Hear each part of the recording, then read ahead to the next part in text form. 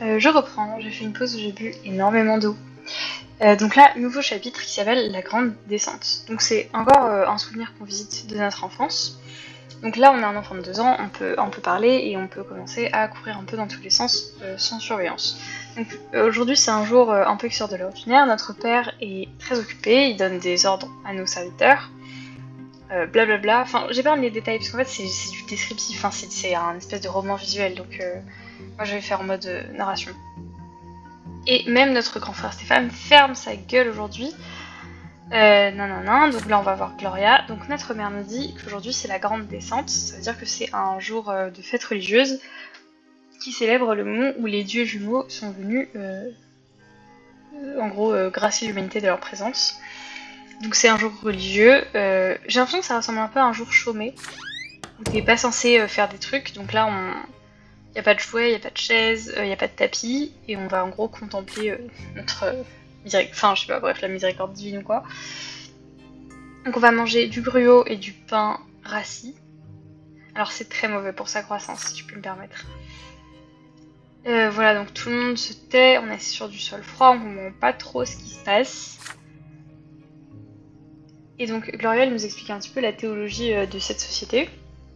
Donc quand les jumeaux sont descendus sur Terre, ils ont apporté un fardeau pour chaque naissance. Donc il y a 3 fardeaux. Bon là elle fait une petite chanson 1, 2, 3, twins made them for you and me.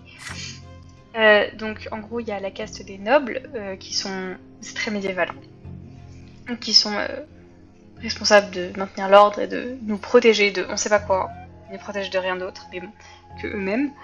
Une caste d'ecclésiastiques et le tiers état en gros. Et donc pour l'instant, comme je rappelle, Gloria et Ivan, ils sont du tiers état comme leur mère. Donc tu es censé quand même rester bien dans ta caste. Et il y a un peu toute l'histoire de dire que les gens qui sont du tiers état, c'est mieux de les appeler comme ça. Le tiers état, ils doivent souffrir, genre c'est vraiment leur destin, ils doivent accepter toutes les humiliations et la souffrance de leur vie. Donc Gloria me dit « Haha, tu aimes cette chanson, est-ce que tu as bien compris ?» Sachant que notre mère est assez religieuse, du coup c'est possible que Gloria soit aussi assez religieuse, comme sa mère, je m'en rappelle pas très bien. J'ai vraiment joué hier, j'ai une mémoire très courte. Et voilà, donc là on reparle du pilier brillant qu'on a vu dans le jardin. C'est quelque chose que tu peux voir de n'importe où dans le monde, qui est un peu l'horizon, en gros c'est comme un arc-en-ciel quoi. Tu l'atteins jamais je crois. Donc religion très présente ici. Et donc il y a un peu le truc de, après ta mort, si tu as bien vécu selon ta caste, tu vas pouvoir atteindre le haut du pilier, et sinon tu vas rester, en gros, enfin c'est l'enfer et le paradis si j'ai bien compris. Donc là elle explique leur histoire familiale, donc comme j'ai dit, leur mère c'est une roturière, donc on doit travailler dur, souffrir et être patient. Et les prêtres et les nobles, ils ont d'autres fardeaux. Donc comme notre grand frère et notre père. Donc là je crois qu'on vit une espèce d'expérience un peu mystique. Donc là il y a les 2 figures donc, que je pense du coup représentent les 2 dieux. Ils ont que ça à faire. Voilà, et donc là Gloria nous fait un peu réviser notre chanson religieuse et là on a 2 choix. Donc soit on continue à finir la chanson comme elle nous l'a appris, donc en disant qu'il y a 3 castes, etc. et qu'on doit respecter son fardeau, soit volontairement se tromper. Moi je pense que j'ai envie de me tromper parce que je veux pas faire partie, enfin je veux pas être très religieuse. Du coup je pense que je vais choisir de volontairement me tromper. Donc là elle commence la chanson et nous on dit les fardeaux sont des mensonges qui sont répandus dans le monde entier. Tiens, c'est pas si dramatique. Donc là les 2 pères, donc les 2 dieux nous regardent. Ok, et ensuite Gloria est déçue parce que du coup on n'a pas respecté ça quand même un jour de célébration religieuse. Voilà, donc là moi j'ai gagné de la détermination parce que j'ai suivi, j'ai fait preuve de persévérance et je me suis pas juste soumis à l'ordre qu'on m'a enseigné. J'ai l'impression que c'est un peu un type d'action qui est récompensé, mais il faut faire gaffe à pas le faire dans des moments trop critiques parce que sinon tu te mets en danger. Là nous avons 3 ans.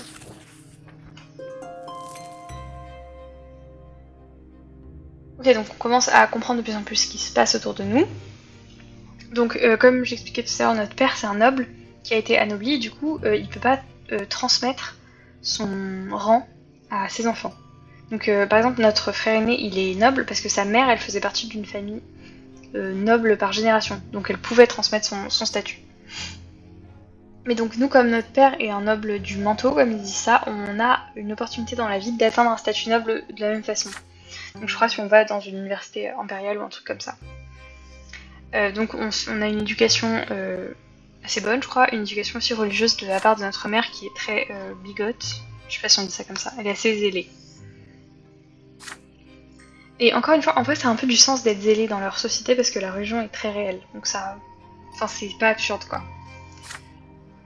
Donc notre grand frère Stéphane commence à être de moins en moins proche avec Gloria qui du coup n'a pas de lien de sang avec elle et ils ont pas le même rang non plus.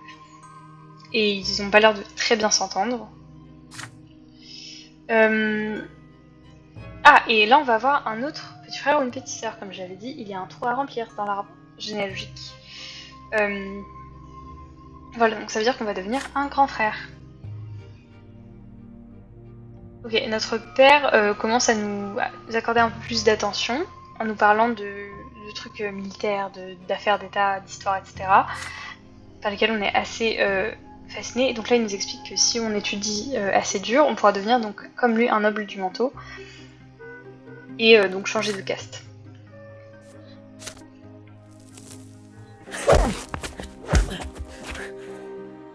Et B, donc là on est sur un nouveau chapitre, enfin un nouveau sous-chapitre, le fardeau de la souffrance. Qu'est-ce qui s'est passé? Nanana, donc Stéphane, nanana, ok. Donc notre grand frère, qui donc lui est noble, est en train de s'entraîner dans le jardin avec une épée en bois.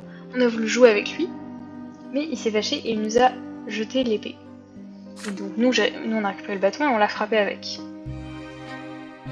Et donc là, notre mère nous punit. Pourquoi on dit qu'on a blessé notre grand frère. Et donc là, notre grand frère nous dit quand je serai grand, je te frapperai avec une vraie épée. En gros, lui, il peut se permettre tout ça parce qu'il est noble et nous, on n'a pas le droit de taper un noble. Notre caste ne nous permet pas. Donc c'est ce que dit sa mère. Même si Stéphane te frappe, tu n'as pas le droit de le frapper. Tu es mon fils et je suis née une roturière. Donc notre fardeau est de souffrir. Mais ton grand frère est né d'un père noble et d'une mère noble. Son sacrement va bientôt arriver et il va diriger les gens comme nous. Si tu frappes un noble, tu dois être puni, c'est ton fardeau. Et pour le bien de la famille, il faut que tu le comprennes. Donc là, on a un nouveau choix. Ah, et voilà. Donc là, on a 3 choix. Accepter la punition, dire que c'est pas vrai, ou demander une explication. Et là, on voit que accepter une punition, c'est pas un choix qui est toujours possible. On le voit à cause du petit cadenas. Mais j'ai le droit parce que j'ai une volonté assez forte. J'ai pas très envie de demander une explication parce que de toute façon ma mère est très dans le dogme, du coup elle va juste me donner l'explication qu'on a vue. Dire que c'est pas nous, je pense que ça sert à... Enfin... Je pense que ça sert à rien, je pense qu'on va juste se faire taper. Moi je veux bien accepter notre punition. Et je crois que je suis aussi attirée par ce choix parce que c'est un choix qui est pas tout le temps possible et ça me plaît.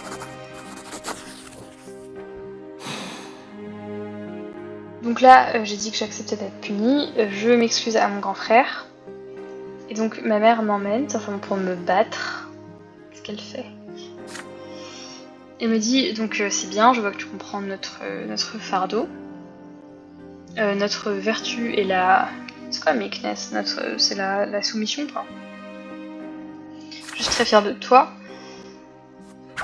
Ah ok. Ah non, si elle me tape quand même. Ah, et par contre ça a eu une conséquence positive sur Stéphane qui est content qu'on soit fait battre. Ok. Ah oui, je me fais battre devant toute ma famille, super. Et ma mère, du coup, est reconnaissante. Donc ça, c'est un statut. Enfin, en gros, les relations ont deux composantes. Donc à la fois comment dire, la proximité. Donc c'est ce qu'on voyait avec Stéphane qui avait gagné un point de proximité avec nous. Et un statut. Donc par exemple, ça peut être de la méfiance. Là, c'est de la reconnaissance. Ça peut être de la déception. Ça peut être plein de choses. Et c'est un statut qui se maintient dans le temps. Donc là, comme on a fait une action assez... qui était assez intense, on a perdu de la volonté. Donc si on fait trop d'actions de tête brûlée, en gros on perd quand même de la volonté. Mais de temps en temps on peut en regagner. Enfin c'est des jauges qui évoluent pas mal. Ce qui est pas mal en vrai, en termes de construction du personnage. Ah oui, donc là notre mère est enceinte. Donc elle reste un peu dans son coin.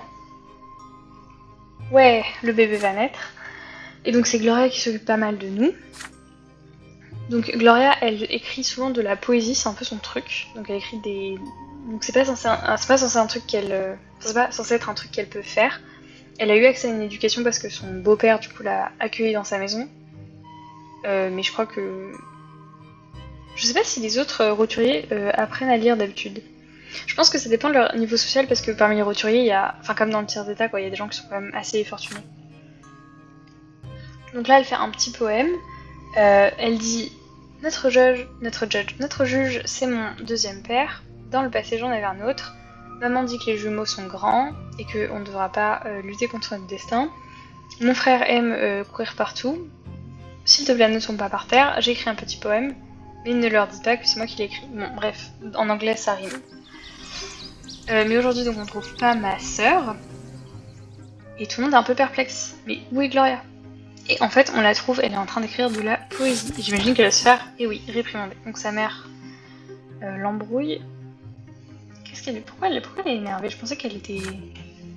Ah oui, donc elle lui dit c'est quoi ça? On avait dit que tu dois t'occuper de ton petit frère, tu n'es pas autorisé à juste t'amuser en écrivant des trucs. Donc elles ont un peu un conflit.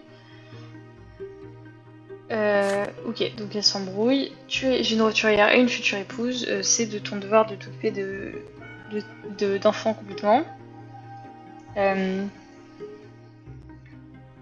Ah, ok, bon, ça j'avais oublié, donc, mais si ton ancien père avait choisi de me garder dans sa maison, tu aurais pu être une noble. En gros, le père biologique de Gloria, c'est un aristocrate qui les a mises dehors, sa mère et elle. Mais si il s'était marié avec sa mère, elle aurait pu naître avec un statut de noble. Et donc là, on a un nouveau choix. Donc on peut soit partir, réconforter notre sœur, lui proposer d'écrire des poèmes avec elle, ou se plaindre de notre sœur. Donc là, on voit qu'on a un choix auquel on n'a pas accès, parce qu'on n'a pas assez de perception. Donc je pense qu'on est un peu trop bête. Enfin, on n'est pas très observateur, quoi. Donc Leave the Room, ça c'est le choix qui demande rien, donc c'est un peu le choix par défaut. J'ai pas trop envie de me plaindre de ma sœur. Donc se plaindre à notre mère que Gloria nous abandonne. J'ai pas très envie de le faire parce que j'aime bien Gloria, plus que ma mère, donc j'ai plutôt envie de la réconforter.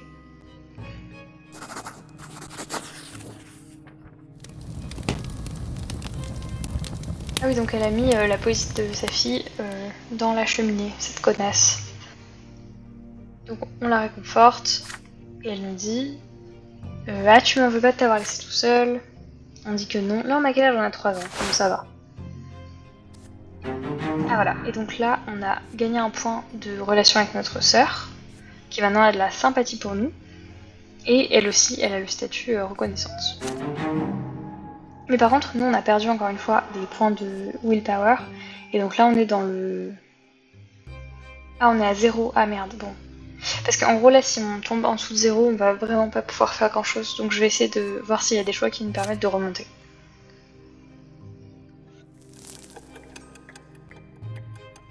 Et donc là, nous avons 4 ans.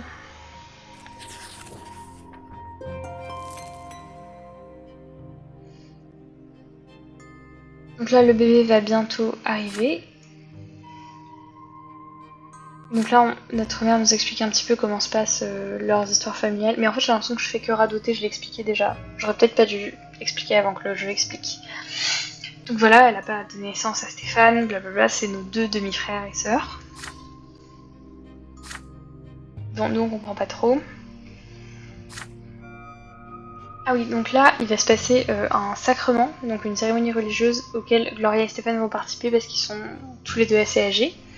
Et donc c'est le moment où notre fardeau est déterminé de façon publique et où notre rang est vraiment confirmé. Donc par exemple, Stéphane, il va il va devenir officiellement un noble et Gloria une roturière. Donc on va devoir s'agenouiller devant les statues des 2 dieux. Stéphane va devoir embrasser l'épée qui est le symbole de la noblesse et Gloria va se faire fouetter. Ce qui est un super truc à faire à des enfants. Et donc nous, normalement, si on participe à cette cérémonie, on va aussi se faire fouetter plus tard. Donc quand ils reviennent, notre sœur, elle a du sang sur sa robe, la pauvre. Et Stéphane est très content d'être un vrai aristocrate. Et ils ont tous les deux en gros accepté leur fardeau. On a perdu un point avec Stéphane. On n'a rien fait. On peut-être parce qu'il est devenu plus suffisant. Et donc là c'est le point, pas de nous mais de la famille, où maintenant il y a moins d'unités. Donc par exemple on avait vu que avant on était plutôt dans le... Enfin on était entre le 7 et le 9, donc on était en paix, et là c'est qu'il y a des conflits à l'intérieur.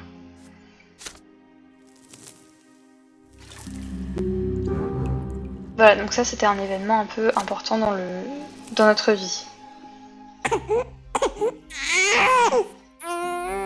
Un nouveau bébé! Donc là c'est notre petit frère qui s'appelle, je crois, Nathan.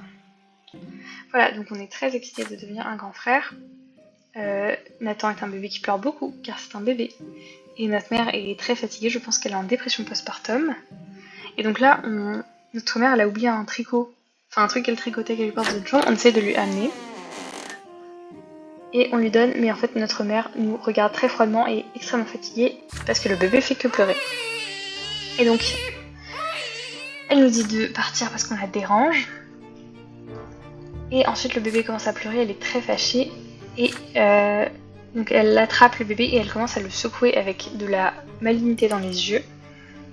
Elle est extrêmement fatiguée de ses cris. Bon, elle est en train de lui faire du syndrome du bébé secoué. Je pense qu'elle est en dépression postpartum, que quelqu'un est de cette femme. Donc on a peur de notre mère, mais on a aussi très peur pour la vie de Nathan, donc on a plusieurs choix. Soit on appelle notre père, soit on lui demande d'être en colère contre nous, soit on attrape le bébé, soit on fait un câlin à notre mère.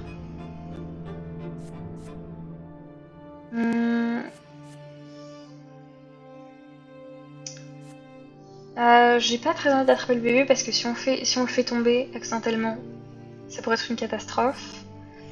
J'ai pas envie de faire un câlin à ma mère, je l'aime pas. Je vais lui demander de s'énerver contre moi plutôt, c'est mieux. J'ai pas envie d'appeler mon père non plus, je lui fais pas confiance. Donc le bébé hurle, et la mère le secoue en lui disant de le laisser tranquille. Et donc nous on crie, on dit non, j'espère qu'on n'entend pas mon père se moucher en haut. Bref, on dit non, c'est pas la faute de Nathan, vous êtes juste fatigué, punissez-moi à la place, il est trop petit, il va pas comprendre. Notre mère est pleine de colère et on a peur d'elle. Ça m'a fait très peur cette respiration. Est-ce que tu essaies de m'apprendre comment s'occuper d'un bébé? Oui, car tu vas le tuer. Et donc elle nous bat. Donc elle nous gifle. Et ensuite, père arrive et essaye de calmer la situation. Ok, bon, tout a l'air d'aller mieux. Et donc notre père nous dit ne sois pas en colère contre ta mère, c'est un moment difficile pour elle, c'est bien d'avoir protégé ton frère, tu t'es comporté comme un noble, est-ce que ça va? Ah, donc là on a gagné un point de détermination, parce qu'on a fait quelque chose, on s'est sacrifié en gros pour une cause. Pas mal. C'est bien. Et donc là, autre événement important dans notre vie, Nathan est né. Et donc tous ces événements, normalement on les voit dans notre destinée. Ah, bon je peux pas, parce qu'on passe une année. Ok, là on a 5 ans. Mais dans notre destinée, là on voit du coup la chronologie. Donc par exemple on est né en 1118, ensuite c'était le moment de notre frère et sœur qui ont pris leur sacrement et la naissance. Et donc là, au cours du chapitre, on verra tous ces événements qui s'enchaînent. Donc là c'est un nouveau sous-chapitre qui s'appelle les soldats de plomb, enfin j'imagine de plomb, les soldats jouets. Donc notre père revient de je sais pas où. Et donc aujourd'hui c'est un jour spécial parce que c'est le moment où on commence notre éducation, donc on va avoir des précepteurs qui viennent à la maison. Et donc là notre père nous dit qu'il veut nous éduquer pour qu'on devienne un noble, parce que en gros c'est possible pour nous et il veut que la famille connaisse une ascension sociale générale. Et en vrai c'est mieux pour tes enfants qu'ils soient nobles plutôt que retirés. Donc il va nous faire un petit cadeau, il va nous emmener au marché. Ah, et donc notre père veut pas que Stéphane vienne, genre c'est notre jour spécial à tous les deux. Donc on va dans notre ville qui s'appelle Anisote, que je trouve un peu ridicule en français, mais j'imagine que ça passe en russe. Et donc dans notre ville il y a un arbre gigantesque qui s'appelle l'arbre d'argent, et qui est né apparemment du sang des disciples de nos dieux, donc en gros c'est un arbre un petit peu sacré. Après on aura accès à la carte du pays et de notre province pour mieux comprendre, mais là donc on n'est pas dans une capitale, mais on est dans une très grande ville d'une province assez importante et plutôt riche. Donc on arrive devant une échoppe, où il y a plein de poupées et de petits jouets. Et donc là notre père nous dit ah est-ce que t'as déjà choisi donc il nous donne un choix, donc soit on choisit le set de l'ordre saint, donc un truc religieux. Alors quoi? Ah oui, et donc ensuite pour faire plaisir à notre père, on dit un peu tout ce qu'on sait sur l'ordre saint, donc que c'est un... J'ai l'impression que c'est l'équivalent de Templiers, enfin un peu de chevaliers saints qui ont aidé l'empereur à en gros unir les provinces sous l'ordre religieux. Donc voilà, et il lui dit donc même si pour l'instant c'est pas ton fardeau, ce serait bien que tu apprennes à penser comme un noble et donc que tu valorises tout ce qui est histoire militaire et tout. Donc on s'approche des jouets, mais il y a un petit garçon très bien habillé, donc certainement un noble, qui veut prendre les jouets qu'on veut pour nous, pour lui-même. Donc il nous pousse, et on est très fâchés, et on le pousse aussi, et il tombe. Donc lui il crie en disant « Il m'a frappé !» La petite balance là. Et donc son père vient et veut nous punir, donc notre père intervient. Je rappelle que notre père est juge, donc c'est pas non plus n'importe qui. Même si c'est pas un noble de naissance, c'est quand même pas n'importe qui. Donc on essaie de dire à notre père non mais il a voulu prendre mon jouet et tout. Et donc là on nous met juste la vérité très claire. Est-ce que c'est vrai? Est-ce que t'as vraiment frappé le fils d'un noble? Donc on a trois choix. Soit on dit que c'est pas vrai, mais c'est vrai, hein. Voilà, donc on dit que c'est un accident, mais c'est pas un accident. Moi j'ai pas envie de mentir, c'est pas un accident, c'est un petit con. Dire la vérité, donc que je l'ai poussé parce qu'il m'a poussé, ou admettre notre culpabilité. Je vais te dire la vérité. J'ai pas envie de me soumettre à l'autre petit con là. Donc je dis c'est pas juste de pas me laisser m'exprimer alors que je suis concernée. Donc il m'a poussé en premier, c'est pour ça. Et donc le noble fâché ne nous laisse pas parler. Donc il dit c'est la loi et il faut te punir. Et donc notre père il accepte. Oula mais il y a beaucoup de violence. Et donc ah, je me fais piquer par un moustique. Et donc je me suis fait gifler à plusieurs reprises. Il y a un moustique. Non, je ferme la fenêtre. Pas envie de me faire emmerder. Voilà, donc notre père il interrompt. Il est en mode bon, ça y est, il a eu ce qu'il mérite, on va partir. Et donc notre père reste à notre côté pendant qu'on guérit. Et donc le lendemain, notre père nous a acheté les jouets qu'on voulait. Il nous a mis une petite boîte sur le côté. Donc on a gagné en détermination, parce qu'on a tenu notre position face à quelqu'un de supérieur. Et c'est ça qu'on veut. Ah! Et donc là on a un événement spécial qui interrompt la narration. En gros, parce qu'on a réussi à acquérir suffisamment de détermination, on a un événement qui s'appelle l'épée de notre père. L'épée de papa, l'épée de père. Donc notre père fait de l'escrime. On n'a pas le droit de toucher l'épée, mais on a le droit de regarder. Je sais pas si on n'a pas le droit parce qu'on n'est pas noble ou parce qu'on est trop petit. Mais donc aujourd'hui on a fini d'étudier et on voit à côté du jardin l'épée de notre père qui est là-bas. Qui a dû laisser par accident. Et donc on l'attrape et on a envie de jouer. Donc c'est une petite épée mais qui est quand même lourde. Donc c'est un peu difficile, je vous rappelle qu'on a que 5 ans. Donc on essaie d'imiter les mouvements de notre père. Et on imagine être un grand chevalier. Mais on s'est blessé à l'épaule parce que c'est beaucoup trop lourd pour nous. Et donc, d'ailleurs on aurait pu se décapiter. Notre père intervient. Qu'est-ce qu'il fait là? Bon, il nous fait un câlin. Ah, le moustique! Bon, je suis en train de me faire défoncer. Donc notre père il nous dit voilà t'es pas censé, peut-être qu'un jour t'auras le droit d'avoir une arme mais là t'as pas le droit, enfin je crois ouais t'as pas le droit de porter une épée quand t'es pas noble en gros. Et donc là on a deux choix, soit on demande à notre père de nous apprendre à faire de l'escrime, soit on dit qu'on est d'accord. Je vais lui demander, parce que je crois que la dernière fois j'avais pas demandé parce que j'avais pas eu cet événement. Et on lui dit s'il te plaît apprends-nous au moins les trucs, ça pourra certainement être utile et ce sera le premier pas vers nous qui devenons un noble. Et donc finalement il accepte. Et donc il dit ce sera on va dire une leçon de plus. Donc on apprend d'abord à esquiver. Ah oui, donc il nous apprend vraiment... en gros, il nous attaque, quoi. Donc on apprend à esquiver, c'est difficile, mais on y arrive un petit peu. Merde, j'ai plus de willpower. Oh non. Ah ouais, j'ai épuisé toute ma détermination. Merde.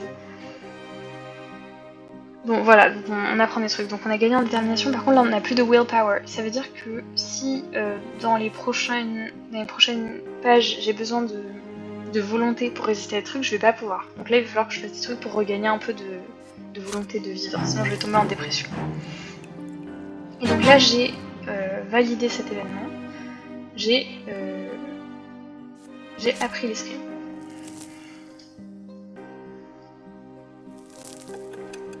Et donc là nous avons 6 ans. Et donc là on voit qu'on est à peu près bientôt à la fin de la période de l'enfance.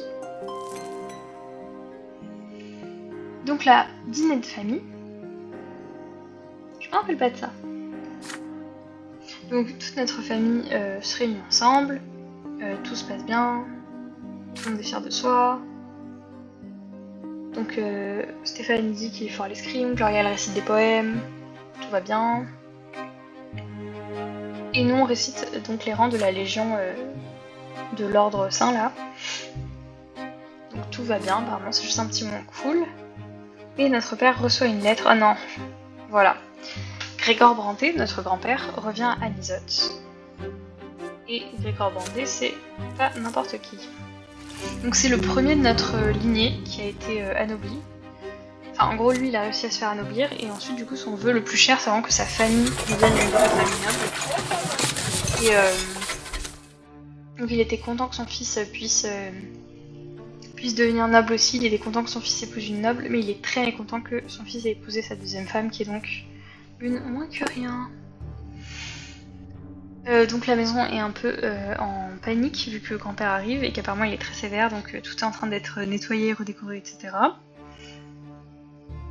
Tout le monde doit se montrer sous son meilleur jour, on doit être propre. Oh maman, j'enregistre, hein? J'enregistre pour Martha.